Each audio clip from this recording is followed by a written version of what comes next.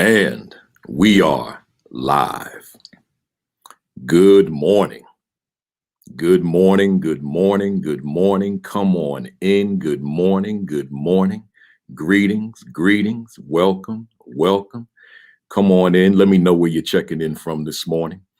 Let me know where you're checking in from and hit that share button while you come in. Good morning. Good morning. We got Elizabeth here, Demetrius, Scott down in Moody, Alabama. We got my wife, Kimberly Broughton Kafele, probably saying, now that's a different setup. We got Monique Watford, Miss Augustine. We got Ming Chen, my man, sitting right across from me. We got Tiffany Curry. Janine Wilkins is here from Alaska.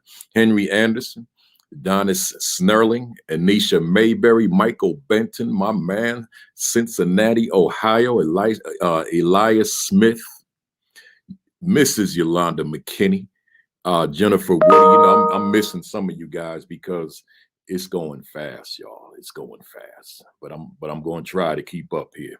We got Nicole Schuler, Michelle Perkins Griffin, Lavelle Johnson. Good morning. Good morning. Welcome, Maureen Powers. Let me know where you're from, folks. Where you checking in from, and have you been rocking with me for 50 weeks?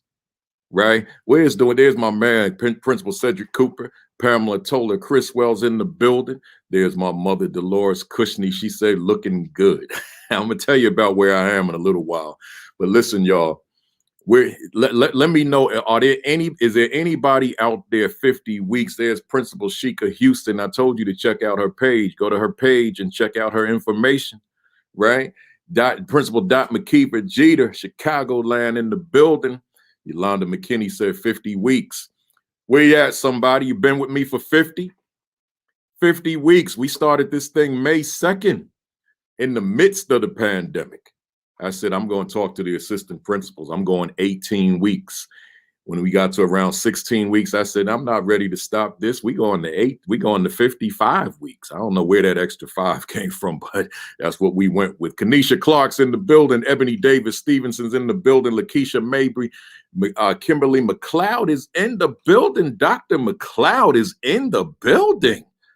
Out there in Houston, Texas, doing big things, representing TABC, Texas Alliance of Black School Educators. Good to see you, Dr. McLeod. Linda Carter's in the building. Plainfield, P-Funk, Parliament Funkadelic. Y'all don't know nothing about that. We got Lily Lanier, TD King, TB Summer, Rodney Richards is in the building. Priscilla Alexander, Venice Lewis. Who else we got here? Lita Joy Womack. Hey, y'all, hit that share button. Hit that share button. You see the background. I'll say it right now. We got a few more minutes. My Wi-Fi is not working at home. So it's like, what am I going to do? I can't stop this thing, especially on week 50. I'm going to put a post on my page and say I can't do it, or broadcast it from the phone with that little narrow view. And then I found my man. He's sitting right here, Ming Chen. Got this, it's a podcast studio. And I came down here, I'm 50 miles from home. I said, I'm going to drive, I'm going to pay for it. When I say pay, I mean, I'm going to pay so that I can do the broadcast. See, that's called commitment. But I'm going to talk a little bit more about that in a little while. We got Principal Mark Abraham in the building. Carlos Baggage, my man, is in the building. Tony McClenny's in the building. Who else we got here? Andrea Liddick, Sabrina Lindsay Law is in the building. Hit that share button, somebody. Hit it. Let them know. I got some stuff to talk about this morning, man. We always, Principal Stacy Mabry down there in Augusta. Man, I know you got all the people down in Augusta right now, so you got to like navigate that one, I guess, right? With the golf tournament, the Masters down there. Who else we have here? I only saw 150. Unless I was running my mouth and missed it. Well, who else has been with me for 50? Who's been rocking with me for 50 weeks? That's a long time. That's 50 consecutive Saturdays to get up in the morning and listen to Principal Kafele.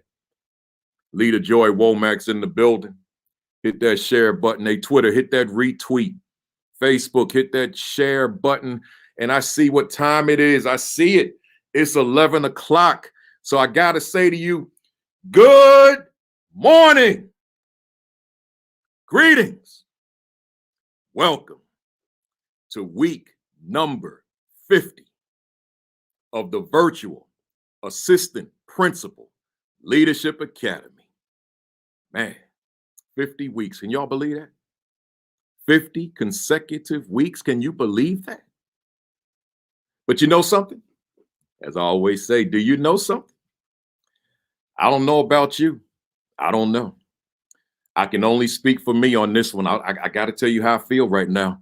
The way I feel right now, man, and this red helps me out with this right now. I'm on fire. Y'all didn't hear me. You didn't hear me. I was too low. I'm in this huge building. I don't even think they heard me. Let me let you know. You know, I don't know about you, but as for me, I'm on fire. Woo! Man, I'm blazing, y'all. I'm blazing. It's like every week when I come on, I never thought about the previous weeks as much as I do now that I do this broadcast. Because I'm saying to you guys, after I let you know how I'm feeling, that I'm on fire, then I start reflecting on the week. Man, every week it's stuff going on, man. It's just stuff. It's crazy in America. It's just crazy. But you know something? Despite that, I tell you this every week, and I'm going to tell you this every week. Despite the world, you chose leadership. You chose that. And as much as the world can bring us down, kind of douse the fire, so to speak, you can't let it. You can't allow it to happen. You've got to maintain your fire. See, you got to maintain it. Despite the challenges, despite the pressures, despite the obstacles, you got to maintain it. So here, I got my motivational message here, week 50 again. We got 5 more to go for the 55 week, and then we're going to follow it up with another 50. Can you believe that? I've already committed myself to a new 50 after the 55. So I ain't going nowhere, y'all. So here's the thing. My motivational message is called Protecting Your Excitement. Once again, protecting your excitement. You might need a pad, right? You might need a pen. Write this stuff down, and you always need that mirror. You got to be reflective. My mother told me the other day, you need to wipe that mirror off again. It's clean, Mom. You see it? No fingerprints, no dust, right? So now here's what I'm saying to you. Protecting your excitement. See, this morning, well, matter of fact, I've been excited. I'm always excited about this work. I speak to clients, to different audiences, literally every day. But when my Wi-Fi went down last week on Thursday, I'm like, but Saturday's coming. I can't put a post saying I'm not going to do this. I'll be back next week. I got to figure this out. So I'm calling places. They like, we booked, man. You called too late. Then I called my man here. He's sitting right here. My man Ming Chen. He's sitting right here. Right? From his company, A Shared Universe podcast studio. He said, yo, I got you. I got you. So see, I could have been like not being able to do this. This could have brought me down, down my excitement. Do you hear me? But I went on the phone. I'm calling. My son was sitting there. I'm calling folks. He said, I got you. Man, I felt good. See, but even if I didn't get him, I was ready to put this. Remember, I used to do them with the cell phone. I was ready to put it back in the clamp. Right in the holder, so I have the iPad in one holder, the phone in another holder, the laptop here, because I'm going to protect my excitement. Right? So when obstacles come in my path, when challenges come into my path, when difficulties come into my path, I'm not going to let that extinguish my excitement. To douse my excitement. I'm maintaining that excitement. I'm going to protect my excitement. I'm going to guard it. I'm going to shield it. I'm going to protect it. You got to protect your excitement for what you do. You guys are leaders. We got aspiring assistant principals on the call. We got assistant principals on the call. We got principals on the call. We got superintendents on the call. We got everybody on the call. And there are going to be times when it seems like there's no hope. You got to protect that excitement that you came in there with in the first place. You got to protect it. So that's my motivational message. Now, I got my word of the day / word of the week, and I decided to choose a word that corresponds with protecting your excitement. That word is prioritize. See, prioritize. I'm saying you got to prioritize those things which keep you excited. Why would you take that which keeps you excited and put it on the back burner? Why would you suppress that? Right? No, keep those things in front of you. I'm gonna keep it real, like the young people say. I'm gonna keep it 100. This broadcast on Saturday mornings is a priority for me. It's a source of excitement for me. I love doing this broadcast. Can you tell? So it is a priority. I spend the entire week developing my notes. Unfortunately, I go beyond them every week and keep y'all on here long. But prioritize, make sure that you put those things which are of most importance, critical importance, in front of everything else. Enough said. Let's get it going. I want to say once again, congratulations to the folks landing these leadership positions. I see you out there in social media, and I appreciate you guys thanking me. You're telling me you watch the academy, you watch the interview videos, you read my books, whatever it is. I appreciate you. Appreciate the acknowledgement, but more so, congratulations to you. Next, those of you who may be newbies to this, the Academy overarching question is, does my assistant principalship benefit my school academically? That's the overarching question to the entire 55 weeks. And in the new 50, that'll come later in May, which I'll talk about later on, right? But I want you to understand, I want you to realize that for the newbies out here that may not have been with us all this time, that does my assistant principalship benefit my school academically? That is the overarching question for the entire 55 weeks. The assistant principal 50 and the aspiring principal 50, that's the only thing I forgot to bring this morning. I got up early, I had to travel, I had to organize. I got all my adapters, camera, I brought 2 cameras. I got everything. I even got my mirror, right? But forgot the books. Can you believe that? So we'll pretend I'm holding the book. Make sure you get the assistant principal 50. If you don't have it, go to Amazon right now. Get your other device and just go to Amazon.com and get it. It's got a blue cover, but while you're at it, get the aspiring principal 50. That's got a purple cover. Get that as well. And then the new book, the Equity and Social Justice Education 50, is available for pre-order right now. So you can go to Amazon and pre-order that. It will be available May 26th, but you want to get ahead of it. That book has been in the Amazon top 100 for the past 2 weeks, and it's not even coming out until May 26th. So there's a lot of buzz around it. There's a lot of interest. Make sure that you order your copy. Hit that share button, like and follow Assistant Principal, Virtual Assistant Principal Leadership Academy on Facebook, and on subscribe to it on YouTube. Enough said. I'm ready to go. Did I tell you to hit that share button? If you belong to those groups on Facebook, let all them groups know. All them educator groups, let them all know, right? The principals groups, Black Educators Rock groups, the teacher groups, all them groups, let them know Principal Kafele is in the building. Not his building. He's in a shared universe podcast studio 50 miles from Jersey City this morning, but he's still bringing the same flames. So let's get into it. I'm in chapter 6 of the Assistant Principal Leadership Academy, of the Assistant Principal 50. Chapter 6 is entitled Engagement Comes Before Achievement. So I'm in it now. Let the folks know I'm finished with my preliminary stuff. Engagement comes before achievement.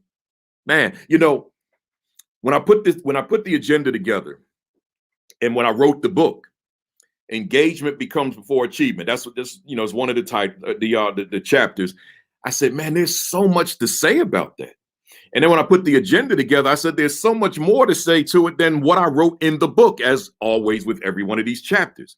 So this topic, this is not even in the book.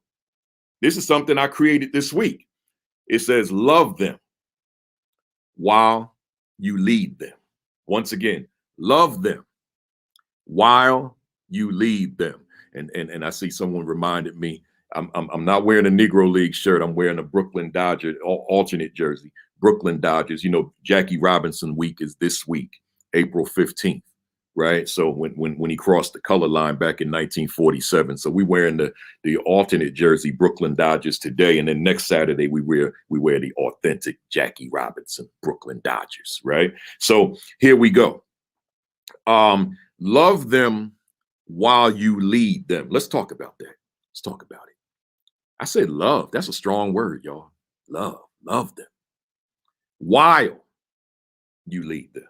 See, imagine you're in a school, you lead, you teach, whatever it is you do, but primarily you guys lead. Imagine you're in a school and you lead, but you don't love the young people, right? For whatever the reason. I'm gonna tell you right now, you cannot take your leadership to an optimal level if you haven't brought that love for these young people into the building. If that word love is too strong for you, because I know there's somebody you may be thinking, man, that's a strong word for me. Give me something a little bit lighter than that. Well, I'll use the word compassion. If that compassion does not exist for these young people, right? And I could even go as far as to say compassion for staff, all staff, certificated and non-certificated. I could even say compassion for the young people, right? I'm sorry, for the community and the parents, right? See, that love has got to be in the air. I'm saying here with this title, love them while you lead them. See, love them while you lead them. Because again, and I just cannot overstate this. Leadership, this in terms of the skill set, it is vast. There's just so much that you need to be proficient in. So much that you've got to be extremely knowledgeable about. But it's not just you having a skill set and you being knowledgeable. That's not enough. There's got to be compassion. Compassion for your work, compassion for your leadership, compassion for the people that you lead, the students, the staff. You lead the parents, and you're even leading community. There's got to be compassion, but my word of preference, if between the two, is love, right? Gotta be love there. It's gotta be there. So here I got these 4 scenarios that I created, and these I created like last night, right? And I want to share them with you before I get to the questions. I didn't see Kim Wilson Daniel last week. I'm assuming she's out there somewhere. And if she is, she'll have the notes for you and all that. Because a lot of you will hit me up like, where are the notes? If she's there, because Kim Wilson Daniel, she's busy herself, right? So if she's there, at Kim Wilson Daniel on Twitter, at Kimberly Wilson Daniel on Facebook, right? A little bit later on in the day. So I got these 4 scenarios that support love them while you lead them. Number 1, we'll call this letter A, scenario A. Imagine a school where engagement takes a back seat. Right. So again, the chapter engagement comes before achievement. So imagine a school where engagement takes a back seat. So in other words, in this school, it's all about a test score, right? Everything about the school boils down to test scores, raising the achievement levels, getting a few extra percentage points on a state standardized assessment so that we can keep the powers that be off of our back, right? So think about that. That school where engagement takes a back seat. Man, that's the type of school when you walk in, because I've been in these schools. When you walk in the front lobby, you're in one. You know it as soon as you walk in, because you can feel the tension in the building. You could feel the lack of energy or the negative energy in the building. All you have to do is walk in, and it becomes very apparent that you are in a building where engagement has been put off to the side, where engagement has taken a back seat. And we're just about how can we raise the achievement levels? So now it's like the children have been reduced to numbers as opposed to human beings, children, right? Treasures. They've been reduced to numbers. So we see a percentage on their back, right? As opposed to seeing this young person that I care about, this young person that I have compassion for, this young person that I love. Right. So, but imagine going into that place See, I've been to those places even as a presenter. You know, I've been to places where folks greet me at the door, like the whole administrative team and some of the teacher leaders greet me at the door, shaking my hand, taking a few selfies, that type of thing. And it makes me feel like I belong in that space. You know, I'm there. I was contracted to be there, but it's just a different dynamic when you've got the folks. I mean, they're at the front door, they're smiling, they you know, and they make it seem like I'm really happy to see you, that type of thing. Now I feel good. But I've been other places where I got to walk around looking for a custodian to tell me, like, where do you know where the professional development meeting is today? Like, I don't know. Right. So I'm walking. I mean, this is literal. I'm walking the hall. Some of my speaker colleagues, you know what I'm talking about. So I'm walking around the building. Like, do you know where the PD meeting is? I don't know. Let me see if I could reach the principal, you know, and then they find the principal. You can hear him on the radio. Oh, send him down the hall. I'm like, man. Now I'm a little tensed up, right? So two different experiences, right? The one where I'm engaged as I walk in. Let me take it a step further. I know I mentioned this weeks ago, but it was in a different context. Pull up in the parking lot, in the rental car, and the sign, the marquee, big letters, whether it be the old kind or the electronic. Welcome, Principal Kafele, my picture on the marquee and lights, right? Welcome, Principal Kafele. Oh man, that's engagement, man. I'm like, yo, and typically what I do, I park the car, I get out right there and snap a picture of that bad boy, right? So, and now I'm feeling good, like I feel welcome. Do you see the difference? So in your school, is it a place of engagement, or is it like so tense? So pressure filled that we got to get these test scores right. The teachers are afraid of the principal and the assistant principal. The kids are scared of the teacher. The principal's scared of the superintendent, the assistant superintendents, the parents, the committee. Everybody's tense. But if we get these 5 points, you know, but if there was engagement, you could get blue ribbon. Y'all hear me? You trying to get the 5 points, but if you got the engagement going on, now your goal could be, we're going to be blue ribbon. We're going to be one of the highest performing schools in the entire country. We ain't trying to get 5 points. We trying to perform somebody else's impossible. Somebody else's inconceivable. That's what we trying to do. No, forget trying. I don't even like that word. Some of y'all know I don't like the word trying and I don't like the word striving. I hate them both. We are going to achieve at levels that no one previously conceptualized. Going to. See, I don't like trying and striving. Those are just not my words, right? So that's scenario A. Let me go to scenario B. Imagine walking into a school where there's no love in the building, right? So the first one I said, no engagement, it takes a back seat. Now this one, no love in the building, right? Like folks don't know one another. Folks don't like one another. I was speaking at a school in the Northeast a few years ago. I'm not going to tell you where though, but a few years ago. And it was so much tension in the room. I was talking to staff. And I mean, you could feel the tension. It wasn't toward me though, but you could feel it. It was thick. So finally, after, I was uncomfortable. I felt a little uneasy because I could feel the tension. So I raised the question. I said, look, y'all, do you all know each other? I was talking to the staff. Do you all know each other? They said, nope. I said, are you serious? They said, yes. I said, well, then there's the problem. I said to the principal, what you brought me here for is not the problem. The problem is the answer to the question that I just asked. That's the problem. See, y'all, you're a staff. See, we don't operate in these silos called classrooms solely. At some point, there got to be some collaboration. At some point, there got to be some cooperation. So I'm saying here, how are we working together?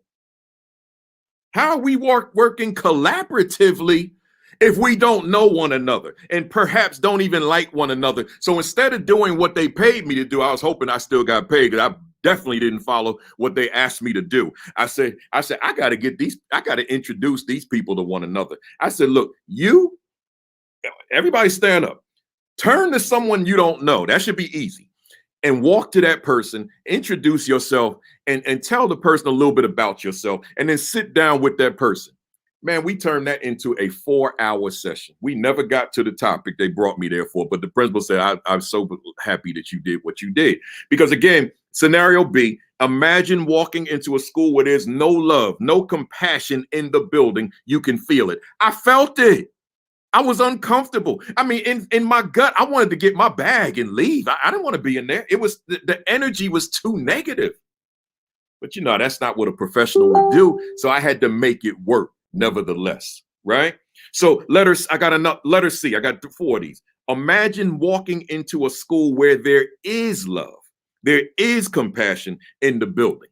You can feel that too. See, you could feel that too. Let me tell you what I mean. Imagine that school where all the staff, I'm going not post-pandemic. That may never happen. I'm going back into the buildings, right? Imagine everybody's out there to greet the students. Everybody's high-fiving. Everybody's, I'm glad to see you. Everybody's doing that which they need to do to make the children feel that this is the place to be. I am glad to be here. Whatever my challenges are in my life, I can check that at the entrance to the playground or the front entrance, whatever it is, because I'm around some people that really care about me. I'm around some people who really love me. I'm around some people who wake up in the morning because I was born. See, that's an altogether different place. When the teachers, the administration, the counselors, the support staff make a big deal out of seeing children in the morning. See, I'm talking to assistant principals right now. I'm talking to folks who want to be in the principalship. Maybe this is not happening in your world, right? Okay, fine.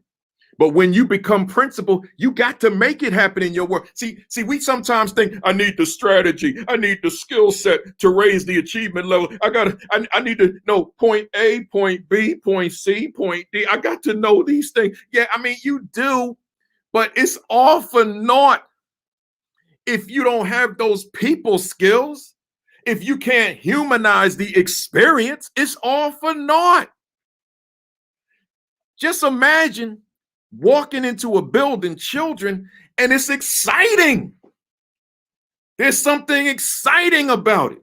Let me holler at my man Ming sitting across from me for a minute. Let me tell you what he did last night. Ming, the owner of this podcast studio I'm in, he sent me a text last night. Who does that? Then he sent me a text this morning. He said, I'm gonna get because he knew I wasn't going on until 10:55. He said, I'm gonna be here at 10. Hit me parking. He told me where to park. Hit me up. I'll be here for you. So we can get ready. I can show you around all that kind of stuff. See, so if I felt any, because I'm not used to shouting in somebody else's space. My son was like, last night my son was like, you want me to come with you, Dad? Because I know what he was thinking. Like, he's thinking, like, yo, you think you could be you in a foreign space? Look, I'd be me anywhere, y'all. But going back to Ming, it's like he put me at ease.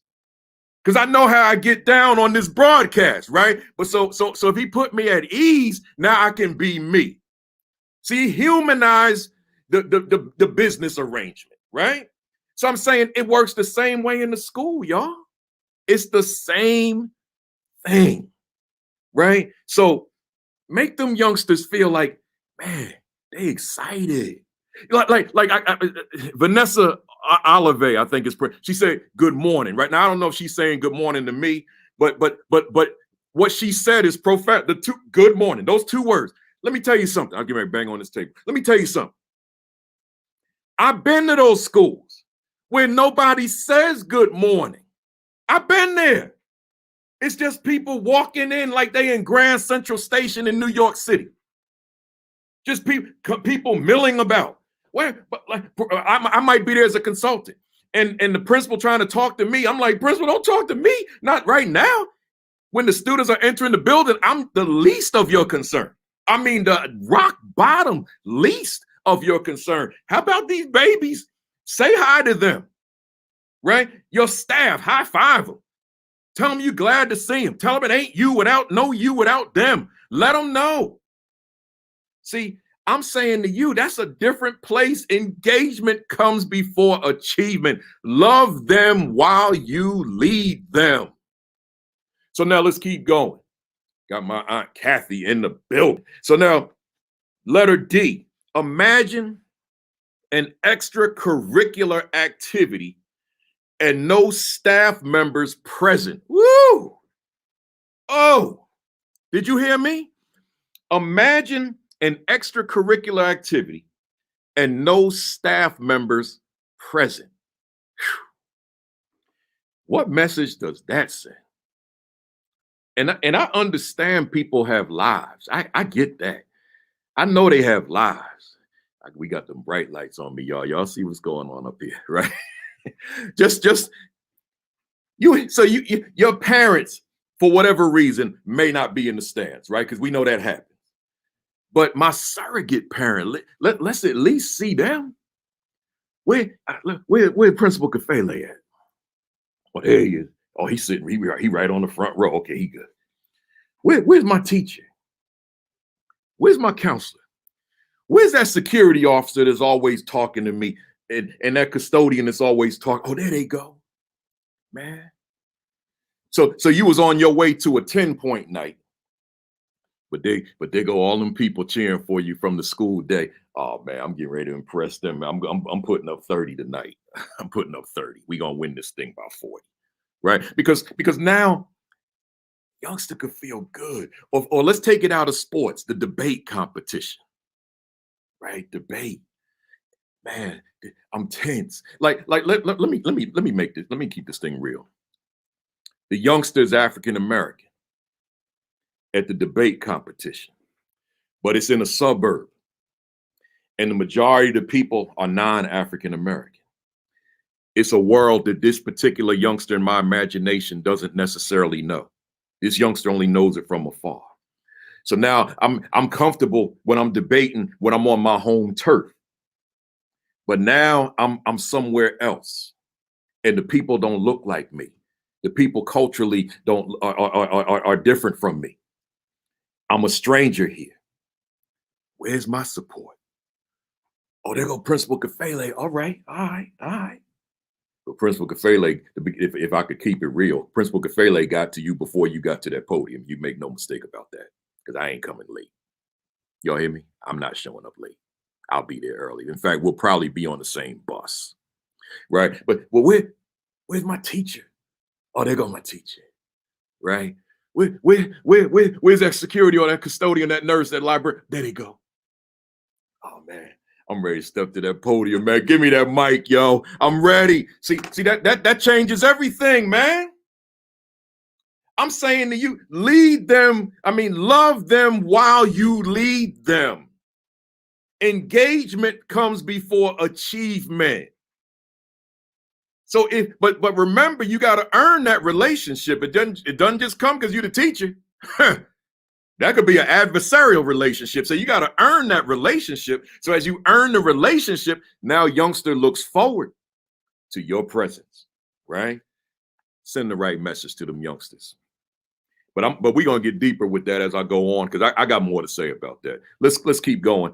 When we talk love, when we talk about love and compassion, engagement, we're really talking about the school's culture. That's what we're talking about. We're talking about the culture of the school, which I have reduced to a one-word definition. I say the culture is the lifestyle of the school. There is a culture, a way of living in place. So here, in terms of loving them while we lead them, that's culture right there.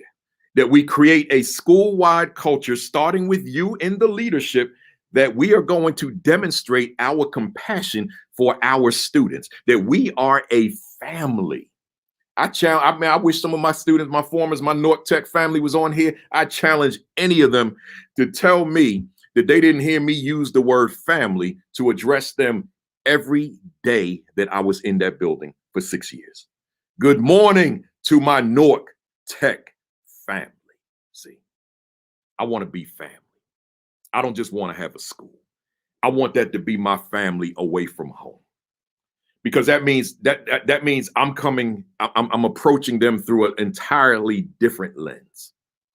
right? I'm seeing them through an entirely different lens. They are my family. See, not my test scores, right? Not my, I need them to get the test scores high so that I can keep certain pressures off my back. No, that's my family.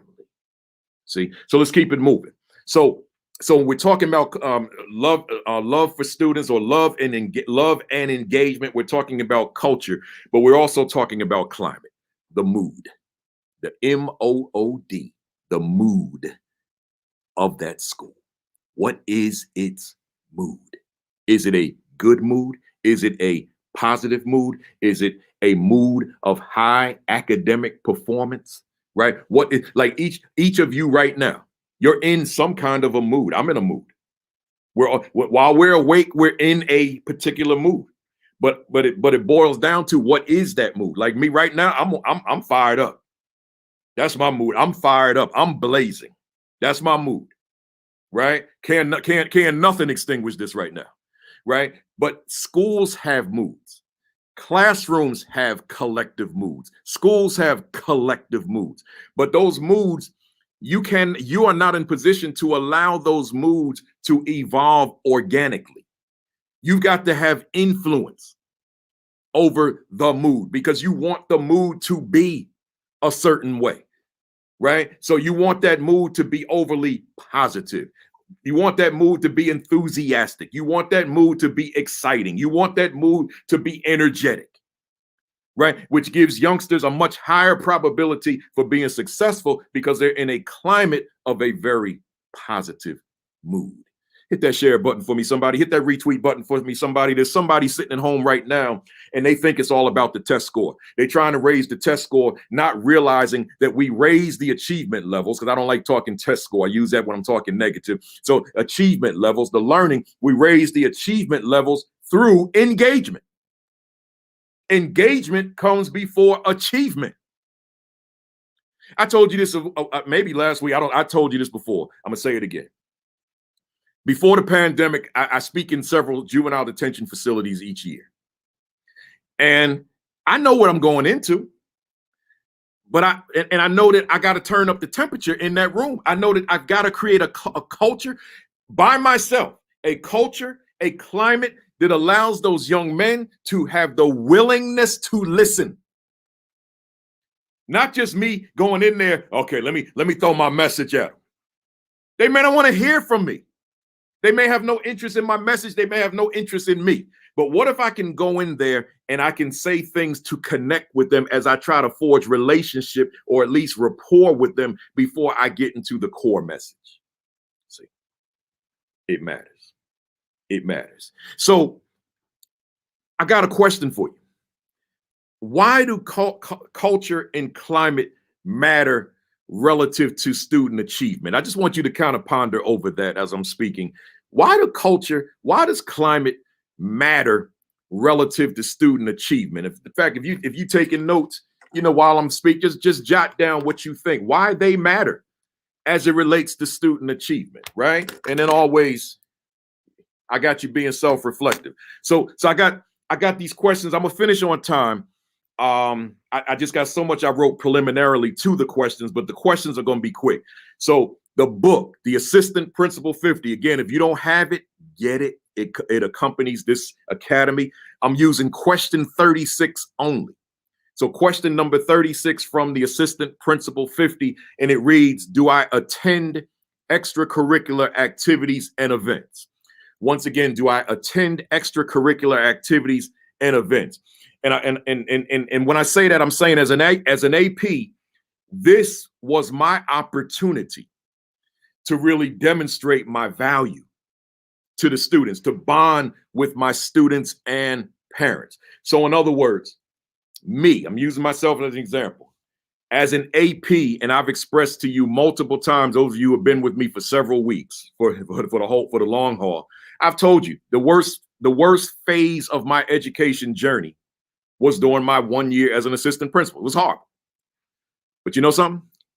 Every time those young people were performing or playing a sport or engaged in an extracurricular activity, guess what? I was there. Maybe that's why they propelled me to the principalship so quickly. because I was there. I said, I may not be allowed to be instructional leader. I may not be exposed to budget. I may not be exposed to this. I may not be exposed to that. But guess what? You can't stop me from jumping in my car and going to support these young people. So I went on and jumped in my car and supported young people, right? So what it did, it allowed me to really demonstrate my value to them. They got to see me through that lens, from that vantage point, since they couldn't see me from the other. But also as an AP, this was my opportunity to demonstrate my compassion for students, right? I know I gave you this example once before, but I got to give it to you in this context now. The sport of soccer, I despise it. I mean, I absolutely deplore the sport of soccer. Nothing against the sport, nothing against the people that play. It does nothing for me. And it's so long. It puts me to sleep. I try. But when I became a high school principal, I had a varsity soccer program. Guess who attended all those games home and away? Oh, man. I mean, of course, I love seeing my students on the field, but I didn't know what they were doing because I never really understood the sport. I do know you kick the ball into the net, the goal. I understand that. I understand the role of the goalie, but I don't necessarily understand all the players on the field. But my students were playing. So whether I love or dislike soccer was irrelevant. I was there. But what stands out for me was a sectional championship game I still remember, on a Friday night in October in Jersey. A cold Friday night in October, somewhere down somewhere in North Jersey, in South Jersey. Man, it rained like cats and dogs. It blew the umbrella out. It flipped open. So I said, well, no umbrella. I didn't have a hat. I'm in the rain all day. My kids, I got there late because of the storm. The game started. When they saw me, they started yelling, Mr. Kafele, Mr. Kafele. They were happy I was there. Pouring rain. You know, they don't stop the soccer match because of rain. So they on the field during the game, Mr. Kafele, Mr. Kafele. I'm like, well, I know I'm going to be sick. And I was sick. I got sick the next day. But my kids were happy that I came to that game. See, they were happy. It was myself, a counselor, and the superintendent, the three of us. We traveled to that game and we stood there in that rainstorm, right? It mattered, y'all. It mattered. But also Saturday and Sunday activities that are miles away, even across state lines. Hey, assistant principal watching me. I don't know if they talk about this in grad school. Hey, aspiring principal watching this morning. I don't know if this is part of grad school. Hey, principal that has a full plate, a full life. I don't know how much thought we give to this, but I'm gonna tell you something. Them Saturday mornings, them Sunday mornings, and my kids were performing or debating, competing, whatever it was. It comes with the job. It's like, as much as I want to sit back and chill and get myself caught up, I got students who are part of the same school that I'm a part of, who are performing, who are competing. I have to be there. What am I saying? I'm talking to you. You have to be there. It's non-negotiable. I mean, every now and then, let me say, because you all are striving to become, there's that word again, you guys are looking to become principal. Well, as a principal, there may be times that you could ask your assistant principal to go for you because maybe you are worn out and you do need to make sure that you manage your own self-care. I get that. But you got to figure out a way through your planning, organization, and time management that you can be at those events. They may not be looking for the assistant principal all the time. They're looking for the leader. They're looking for the principal. They're looking for you. And just your presence can elevate young people. I remember I'll never forget this game. We were in this state tournament game. In fact, I can even tell you the school. It was at a school in Newark, New Jersey called Science High School. And we were playing some team. And my team saw me sitting in the stands on that front bleacher. The captain, followed by several teammates, walked over to me. They walked over to me. It was right before the game started. And the captain said, Kafele, this game is for you. We got this. I'm like, man, see, that's what I'm talking about. See, that's what I'm talking about. There's a million, their friends are all over the stands. They could go there and say that to them. And they're not going to earn no brownie points telling me that. They know that. Miss Kafele, this game's for you. We got this. See, that's family. And that's what I'm talking about today. Engagement. That's what it is. So with that said, this was also, as an AP, an opportunity to create the activity. See, so let's say, for example, you got young people involved in all these activities, but maybe the one that you think needs to be in place as well is not in place. You create it. Here's what I saw. I said, our kids are engaged in all these different activities, but here's the one thing that I don't see. Future Teachers of America.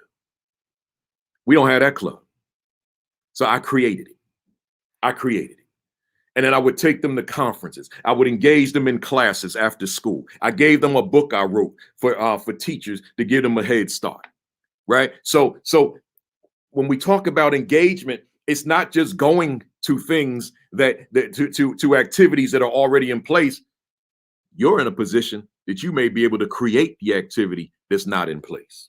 Right. So with that said, let me roll through these questions real quick. Number one, and this is for Kim Wilson Daniel in terms of the notes. I'm assuming she's out there. Number one, how often do I attend extracurricular activities inside and outside of my school? So I'm racing through these. These are just kind of food for thought. So here's the mirror. Check yourself out in the self-reflection. How often do I attend extracurricular activities inside and outside of my school? I just want you to look within yourselves and ask yourself, do I engage? Right? Do I engage? Do I participate in these activities? And if not, why not? Right? So the demands on your time and energy, I get it. They're real. I get it. But that's why you go back to that 5-week series I did called Planning, Organization, and Time Management. And maybe you are misusing your time, right? Maybe you're misusing your time. So therefore, thank you for that, Tracy Barry McGee. I see you got that link up there. So maybe you are misusing your time, right? So look at your schedule, look at your 24 hours, and maybe there's some fat that you can carve right off the bone so that you have the time, right? Because I get the demands on you on your day job. And now we're talking about something extra, but it goes with the job. It goes with it. But again, it goes back to that discussion on planning, organization, and time management. I did 5 weeks on that, and it's also in the book, The Assistant Principal 50, an entire chapter. Make sure you check that out. Right? Number two, why do I attend extracurricular activities? Or why don't I attend extracurricular activities? So let me read it again. Why do I attend extracurricular activities, or why don't I attend extracurricular activities? They matter. So in other words, I'm being very specific here. I'm asking, what is your purpose for attending? Your why, your bigger picture, your overall objective, right? That matters. So when I think about myself in that regard, I'm thinking about, I'm here because I want to be here for my students. But I'm also thinking I'm here because I'm still enhancing the engagement with my students, right? I'm here because I want parents to see fully what I'm about, because I'm assuming parents are there. So I want them to see, man, the principal traveled 100 miles to be here on a Saturday morning. That matters. That's just good public relations. So what is your why, your bigger picture, and what impact might your attendance have on any given student and the school? And I'm gonna tell you right now, your attendance at extracurricular activities has a tremendous, I don't care who the youngster is, will have a tremendous impact on that youngster, will have a tremendous impact on that school. And if it's local in the community, it's going to have a tremendous impact in that community. I remember those days of big events in the local community, and Principal Kafele or one of my colleagues walks into the room. Everybody sees that, because one thing about being in that role of principal, everybody knows who the principal is. So when you walk in a space, it's like when you walk in the local stores in that town where the school is, especially the small towns, barbershops, which I haven't been in like 30 years, and you know, supermarkets, wherever. When you walk in, they know. There's certain restaurants I used to go to back in East Orange, which is where I'm born and raised, but also where I was a principal for most of my years. I walk in them places, man, and say, hey, Principal Kafele, I feel at home. But when I'm in my capacity of principal and they saying, hey, Principal Kafele, that's making an impact, y'all. That's just good public relations. If you're not doing that, say ouch, and then make sure you build that into your repertoire, right? Let's keep moving. I'll tell you, I'm going quickly. Number 3, is attendance at extracurricular activities a part of my leadership repertoire, right? So I'm simply asking, when you think about the totality of your leadership, everything that's entailed in your leadership, is attendance at extracurricular activities, because that's my focus here today. Is that a part of your leadership repertoire? When you think about who you are as a leader, is that a part of it? Because it certainly was a part of me. There's no such thing as me having a school day and then I go home and I got kids competing and performing in various different places in the evening. No, that's a part of my repertoire. There is no, so in other words, there is no completeness, there is no wholeness to my leadership if I'm not a part of their lives beyond the school hours. I have to be a part of their lives into the night. During basketball season, that means that a game could literally last. A game could start at 7 or 8 o'clock. I could be at that school till 10 o'clock easy. And I got to tell you this too. Because of my attachment to the building, I never left the school until the gym was absolutely clear. The custodians, hear me well, the custodians work for me, but I also embrace them, security and custodians and security. So while they were working, they were like my brothers and sisters. So while they're cleaning, I'm in there with them. I'm picking up the larger things. I don't have my broom. I'm still in my suit, but I'm picking up some of the bottles out the stands, you know, that type of thing. I'm helping. So I'm in the gym while they're cleaning. I'm married to the building. See, so everybody's not going to do it that way. And I'm not saying you have to, but I'm giving you the food for thought.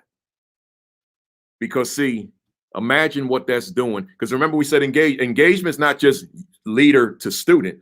Imagine how my custodial staff feels, my security staff feels when the principal, who could have left long ago, is in the gym with them at 10 o'clock helping out. What kind of impact you think that's making with them? Because they're important too. Yeah, the teacher's important, but so is the cleanliness of my school. So is the security of my school. And if I've got a strong enough rapport and bond and relationship with that staff, we can take this thing to another level. So that matters. Leah White said leading by example, and that's exactly what it was. Let's keep going. Number 4. Are my students happy to see me when I attend events? I'm talking about you. When you walk into that room, the gym, the auditorium, the room, whatever it is, can you feel happiness from your students? If you cannot, you have work to do. Your because just as you're feeling, I need to be there to be with my students, when they see you, they have to feel, I'm so glad to see my principal. I'm so glad to see my assistant principal. Not just you showing up to make an impression, but more than just an impression that, oh man, there he is. Oh man, there she is. Are they happy to see you? So in other words, do you matter? That's the question. Hey, assistant principal that got up early this morning. Some of y'all out on the West Coast, some of you in Mountain Time, some of you in Central Time. So some of you got up early. I'm asking you the question, and obviously those of you on the East Coast, do you matter to these children? See, because if you don't matter, then there's no real reason to be happy that you showed up.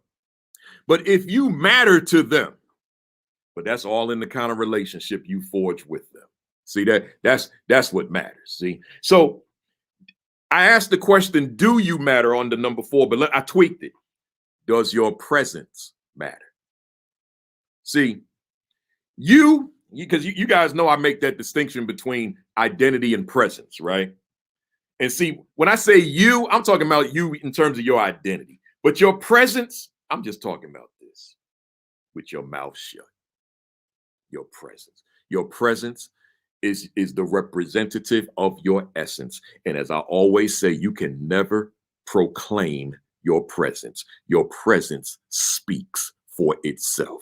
The question is your presence consistent with how you see yourself?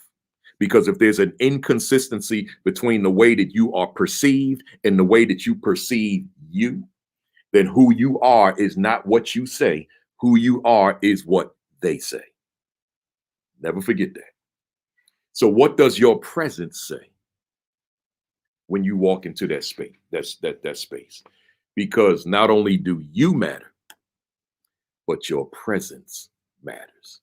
Right? Let's keep it going. Let's keep it going. So to what extent then have you considered your importance at these events? I don't even need to elaborate on that, but I'm asking you, to what extent have you considered your importance to be at these events? Like, is it important that you're there? What thought have you given that? Right? Let me keep moving. I told you I'm gonna whiz through number 5. We're gonna finish this thing on time. Is there a possibility that parents would take notice at my attendance? Right. So we be, as always, for the newbies here, we're being self-reflective. That's why everything is in the first person. Is there a possibility that my parents would take notice at my attendance? So would parents see you? Would it matter to them that you're there? Would it be a drag because you're there? What would be the perception of parents if you walked in on the competition, on the program, on the event, whatever it is? So for me, I'm saying to you, to be instructive, it's another opportunity for you to connect with parents. So it's one thing to have a conversation with a parent in your office, and that's not always the most ideal place to connect with somebody. If I had it my way, I wouldn't even do evaluations in my office, right? But that's a very private environment, so that's why it's got to be done there. But it can also be a very threatening environment. So here I'm saying, it's one thing to have a meeting with parents in the office, your office, or even on school grounds, but it's another thing to be able to interact with parents at the concession stand, at the basketball game, at the football game, at the track meet, whatever it is, or sitting in the stands and having a little light conversation, non-academic, right? So it just gives you another opportunity to bond with them, but it also allows parents to see you in a non-formal role. It allows you to be humanized, because remember, a lot of times young people, they'll see us and they'll think they'll see us out on the town, and they may think I need to I'm reading something here. Okay. They may think that I should see you in a suit or in your business attire all the time, right? All the time. So I'm saying to you, I don't need my students or parents to see me in my business attire all the time. I don't need that. I don't mind you seeing me dressed down. Like, I'm in jeans right now, right? Obviously I got the jersey. I'm dressed down. I would not have come to school this way, but I want them to see me, that there's more to me than a suit and tie. I want them to see that. So it gives them an opportunity to see me in that role. But then number 6, do I sit with students and parents? And I talked about that before at those events. And again, an opportunity to bond. So number 7, do I ever bring family members to student events? That's an interesting question. That's a very interesting question. Do I number 7, do I bring family members? You know, when you bring that family, you bring your kids along, and I'm not sitting here advocating that you do that. But when you have them with you on a Saturday morning, for example, man, it shows this, it shows the youngsters a very human side of you, a side of you that they may never ever have opportunity of seeing. Right? When they see you with your family, you may have your spouse, your significant other, right? Your date, your children, whatever the case may be, your mother, right? I know that a lot of my teachers that work for me, their moms would come and help them set up the room. That allowed me to see the teacher in a different light, right? So when you've got your family, it just humanizes you. And see, the more human we become, that much easier leadership becomes. See, when we're human, but when we're robotic, and our identity is really just centered around our leadership, it doesn't really let the people we lead, the youngster, the staff, the parents, to really see the essence of who that is inside. I want them to see more. I mean, I go down, I had a dance class in my school. Great teacher I had, Mr. Gary, taught dance, performing arts. And I wanted to try some of the moves in front of my students, but I knew I could never live it down because I don't have that kind of coordination. So I stayed away from it. But basketball, man, I let them kids see me playing, right? Because I wanted them to see me beyond that daggone collared shirt and tie. So I let them see me playing. And at the age I wasn't all that good anymore.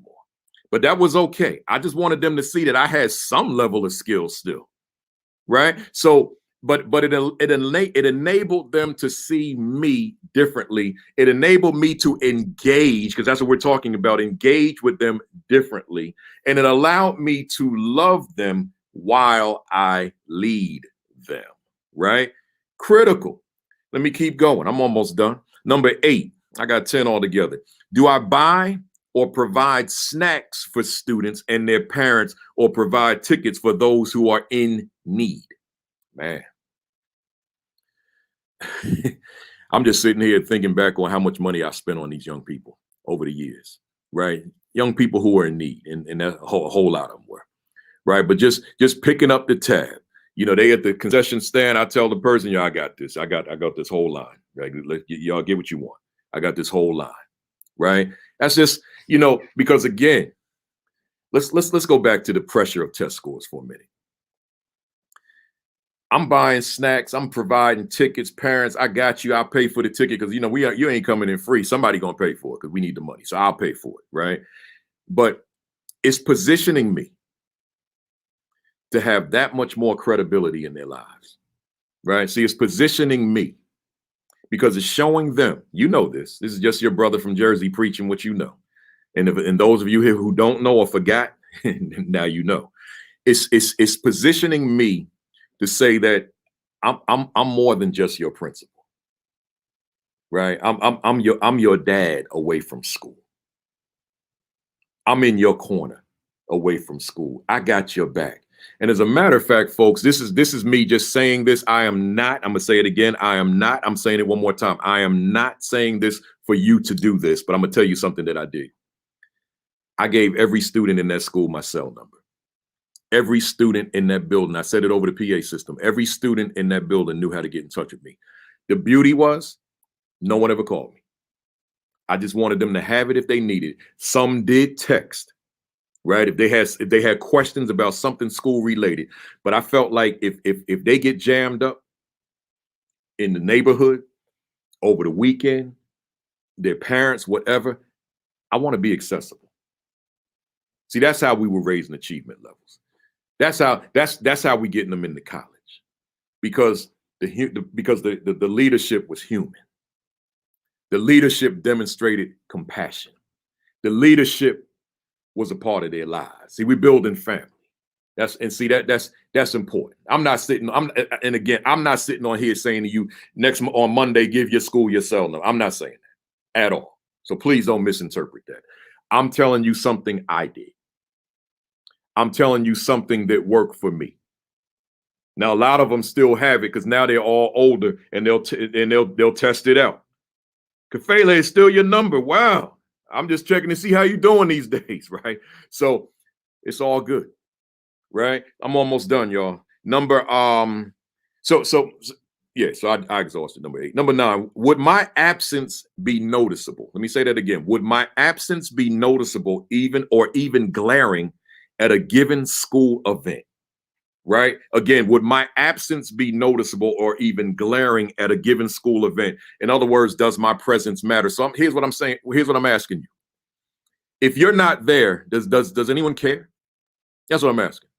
If you decide not to attend these events, if you decide that engagement does not matter, if you decide not to lead not to love while I lead, right? If you're not there, is anyone asking questions like, does it matter? Is anybody like, where is he at? Where's she at? See, your absence has to matter. I don't know if they talk about this in grad school. They didn't talk about it in my grad school, right? But I'm talking about it at the virtual Assistant Principal Leadership Academy, that your absence has to matter. You know, I did the morning announcement every day. Not the morning announcement, the morning message every day. I stood outside and shook hands every morning and greeted students. When I wasn't there those few times, I heard about it. The first thing they said when they walked in the building when I was back, where were you? Where were you? Right? I mean, so it said to me that my absence mattered. If I missed the basketball game, because I might have missed the boys' varsity because I went on the road to the girls' varsity, right? So now the boys' game, like, where were you, Kafele? I was at the girls' game. I couldn't be in both places at the same time, right? But my absence apparently mattered because they were so accustomed to my presence as a cheerleader in the stands, right? And I'm almost done. I wanted to read something to you real quick from my book, but I didn't bring it. So we'll read that next week. But number 10, and I'm done. Have I incorporated student engagement into my principal interview? Somebody said, whoa, you took me for a loop on that one. I didn't see that one coming. Have I incorporated student engagement into my principal interview? A lot of y'all are interviewing right now. They may not ask you. Listen, and I'm ending on this one. I told you guys a million times in terms of people skills. You may not get the question that you need, the question you want, but that skilled communicator can answer the question and twist it. I do it all the time.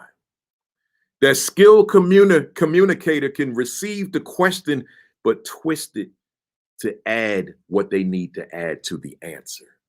I do it all the time.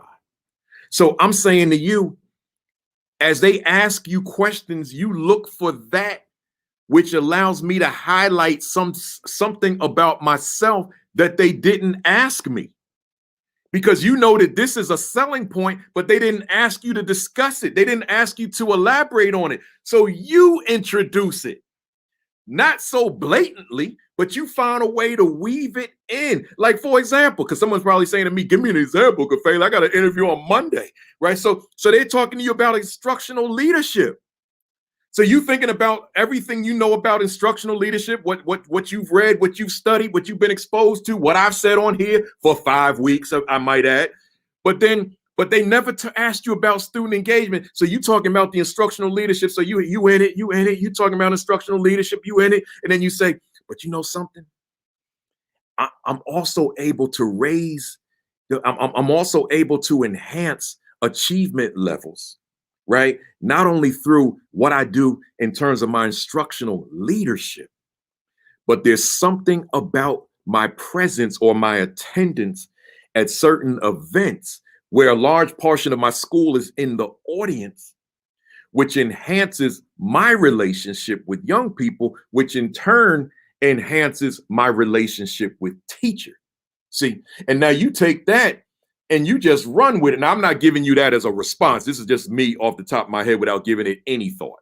If I gave it thought, it probably would have come out differently, right? But just in terms of me being able to take that which wasn't asked and weave it into the conversation so that I can score some points in some areas that the interviewer hadn't thought or considered to ask me. And I know that this is one of my strong points. Maybe student engagement, staff engagement is a strong point for you, but you didn't have the opportunity to talk about it. Or at the end of the discussion, when they ask you, are there any other thoughts that you may want to share? Are there any other questions you want to raise? Or why should we hire you? Or why do you want this position? Now there's your opening. Now you can go bam, right, with that student engagement. Right. So now you can initiate it because they opened up a door for you to walk through and hit the ball out the park. See, that's how that works. So look here, y'all. I'm at the end. Let me give you this question, this parting question. It says, how will I increase my participation in extracurricular activities? So I spent today on extracurricular, but we're going to be doing engagement before achievement for the next several weeks. But this was the first component of it. So again, how will I increase my participation in extracurricular activities? I want you to consider that all week long. How can you be more of a presence in your school, in the youngsters' lives, in the teachers' lives, which takes your school to another level of accomplishment? We'll continue with chapter 6 next week. The Assistant Principal 50, the Aspiring Principal 50. I need you to get those 2 books. If you don't have them, Amazon.com, BarnesandNoble.com, ASCD.org, and wherever else education books are sold, get it today if you don't have it. But don't forget my new one, the Equity and Social Justice Education 50, comes out May 26th, but it's available for pre-order right now at those same websites, or go to principalkafele.com. Principalkafele.com will connect you to ASCD or Amazon.com. So it's a win-win. Visit the website anyway, because I want you to check out a lot of that information on there, the blogs, the articles, the videos, the podcasts. I want you to check all that out. So just go on the website. I forgot to write my essay last week on the virtual AP Leadership Academy Facebook page. I got caught up into some stuff, y'all. I'll have it on there tomorrow morning. I'll have it up there before 10 o'clock in the morning, because I got something to say to add on to this in terms of things I didn't say. So follow me on that page, Virtual AP Leadership Academy, if you don't already. Like it and follow it. And then to wrap up, y'all, where is it at? Here it is. This virus hasn't gone anywhere, y'all. All right, it's still here. It is still here. Wear your mask. Stay 6 feet apart. Keep your hands clean. And the vaccine, that's up to you. I will let you know I took my first. My second is going to be the end of next week or the beginning of the week after. So I jumped in. I jumped in the water with both feet, right? I'm not advocating for you to do it. That's your decision, but I'm letting you know what I did, right? And then your diet, make sure you're taking care of it, eat right, and you're getting that exercise in. I'm going to do 3 miles when I get back to Jersey City, right? So I got a long day ahead of me, but I got to take care of myself, because 1 heart attack was enough 6 years ago. I don't want another one. So I'm going to make sure that I do everything that I should be doing in order to stay healthy, which includes drinking this water, right? So with that said, have a great week. Have an extraordinary week. Have your best week yet. Peace. Peace. Thumbs up. And then cock that fist way back and count to 3 with me. 1, 2, 3. Bam! I see you guys next Saturday, 11 o'clock Eastern. Glad to see you.